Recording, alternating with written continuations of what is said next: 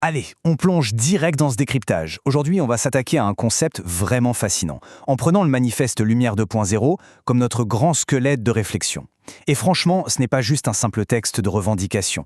C'est un vrai plan détaillé, un mode d'emploi pour ce qu'on pourrait appeler une humanité 2.0. Ce qu'on va voir ensemble, c'est comment ce projet se structure comme un rite de passage obligatoire. C'est le passage un peu douloureux mais absolument vital d'une dépendance aveugle à la technologie vers une vraie maturité citoyenne. L'idée, c'est de comprendre comment on peut arrêter de foncer droit dans un mur dystopique pour, au contraire, construire un monde beaucoup plus résilient et autonome. Alors le décor est posé et il est plutôt brutal. Est-ce qu'on est prêt à choisir entre une dystopie qui s'effondre et une utopie portée par les citoyens ? Et la question, ce n'est pas de savoir si cette utopie est juste un rêve lointain, mais d'évaluer sa viabilité concrète face à notre trajectoire actuelle. Parce que aujourd'hui avec nos bots, l'IA non régulée, les failles de sécurité partout, on glisse inexorablement vers une réalité aux airs de cyberpunk bien sombre et oppressant. L'urgence de cet appel repose là-dessus. C'est un choix binaire. Soit on reste des consommateurs passifs et on plonge, soit on se réapproprie la technologie de façon active et structurée. Pour vous donner une idée du fameux mur dystopique qu'on est en train de se prendre en pleine face, ça fait 12 ans qu'on accumule les alertes ignorées. On est passé de 700 000 dossiers de la Sécu fuités en 2014 à des failles prévues d'ici 2026 qui pourraient toucher des centaines de milliers de comptes via des vulnérabilités de code basiques. Le bilan de cette érosion lente, il est glaçant. On parle de 3,5 milliards d'euros perdus face à une fragilité systémique qui est devenue tragiquement normale en fait. C'est littéralement le prix de notre dépendance et de notre inaction. Et les menaces immédiates s'accélèrent. C'est l'effondrement pur et simple de l'Internet tel qu'on le connaît. Prenez 2026 par exemple, l'explosion annoncée des agents IA autonomes. Comme OpenSilo, ça promet une corruption automatisée quasi totale de nos canaux de communication.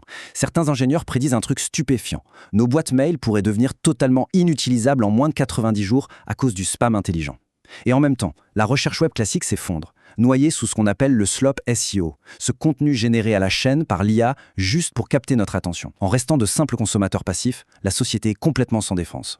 Mais le truc le plus dingue dans tout ça, c'est que pendant qu'on galère avec des problèmes de cybersécurité de base, le reste du monde participe à une course géopolitique quantique massive. Tenez-vous bien, la Chine a investi plus de 17 milliards de dollars. Ils ont réussi à téléporter 5 États quantiques en même temps et à déployer un réseau de communication de 3700 km totalement invulnérable par conception, sans aucun relais de confiance. Le monde fonce vers ce qu'on appelle le QD. C'est le jour où les ordinateurs quantiques rendront tous nos mots de passe et nos chiffrements actuels complètement obsolètes. Le contraste entre notre fragilité d'aujourd'hui et cette puissance de demain donne franchement le vertige. Bon, face à tout ça, la première étape de ce plan d'action, c'est la philosophie, le déverrouillage de ce qu'on appelle les nœuds fondamentaux. Pour éviter la dystopie dont on vient de parler, le manifeste s'inspire de la vision de pionniers de l'IA, comme le chercheur Demis Hassabis, avec ce concept fascinant de nœud fondamental. Pour faire simple et sans jargon, imaginez la connaissance humaine comme un immense arbre. Au lieu de s'attarder à tailler les petites feuilles, il faut s'attaquer aux racines. Un nœud fondamental, c'est un problème scientifique ou technique de base qui, une fois que vous l'avez craqué, débloque d'un coup et pour toujours des branches entières de connaissances et de progrès pour la société. C'est exactement l'inverse de notre course actuelle qui consiste à sortir des gadgets technologiques à la va-vite. Le contraste entre ces deux philosophies de l'IA est vraiment frappant. D'un côté, on a cette course stérile vers des produits réversibles, des chatbots éphémères, des cycles de consommation ultra rapides, des logiciels qui sont copiés ou rendus ringards en 6 mois. Et de l'autre, on a la quête de connaissances irréversibles. Utiliser l'IA pour cartographier des centaines de millions de protéines avec AlphaFold, avancer sur le contrôle de la fusion nucléaire ou prédire l'existence de plus de 2 millions de nouveaux matériaux. En découvrant ces vérités biologiques et physiques, on crée des briques de construction permanentes pour toute l'humanité. Ça change totalement la donne. Et à l'échelle locale, cette quête de vérité prend vie avec des groupes comme le collectif Anticom. Leur stratégie est hyper intéressante, ils veulent appliquer cette grande philosophie des nœuds fondamentaux directement sur le terrain. L'objectif, c'est d'augmenter les capacités des citoyens grâce à des IA locales et une culture technologique solide. L'idée, et accrochez-vous bien, c'est même d'utiliser des capteurs de force fondamentale couplés à l'intelligence artificielle pour percevoir des couches de la réalité qui échappent habituellement à nos sens. En gros, ils veulent permettre à la société civile de déverrouiller ses propres nœuds de résilience. Ce qui nous amène à la deuxième étape, l'action et la souveraineté grâce au fameux protocole Datalove. Pour atteindre cette vraie maturité citoyenne, il faut absolument couper le cordon avec l'ancien monde. On parle d'adapter une approche beaucoup plus cyberpunk, très orientée communauté et faites-le vous-même.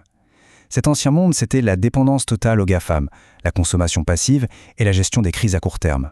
Le nouveau monde de cette utopie, c'est l'autonomie retrouvée. Il repose sur des logiciels open source, un chiffrement post-quantique en béton armé et une action citoyenne directe. C'est la condition indispensable pour que ce projet soit viable face aux architectures centralisées qu'on subit aujourd'hui. Et c'est là qu'intervient le protocole Data Love. C'est un concept central de la charte éthique. En gros, c'est une approche de terrain qui garantit de manière inconditionnelle la souveraineté individuelle. Comment? En s'appuyant sur ce fameux chiffrement post-quantique, sur des réseaux maillés qu'on appelle mesh, et sur une volonté de s'affranchir des monopoles technologiques. C'est l'outil ultime pour que chaque personne puisse reprendre le pouvoir face aux géants du net qui exposent nos données en permanence. Alors, à quoi ça ressemble au quotidien cette autonomie DIY? Eh bien, le manifeste propose la loi « un toit égale 3 fonctions ». L'objectif est de transformer n'importe quel foyer en un nœud de résilience locale. C'est ultra concret. Étape 1. Le toit produit sa propre énergie locale, avec du solaire ou du micro-éolien. Étape 2.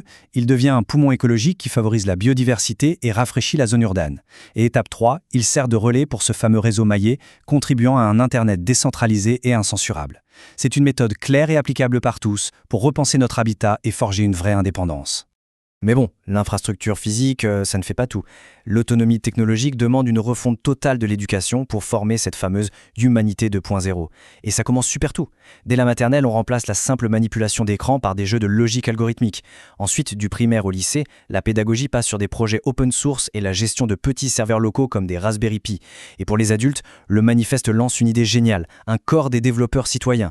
C'est pensé comme un véritable bouclier numérique populaire. On veut des gens qui maîtrisent l'informatique de A à Z, pas juste des utilisateurs passifs.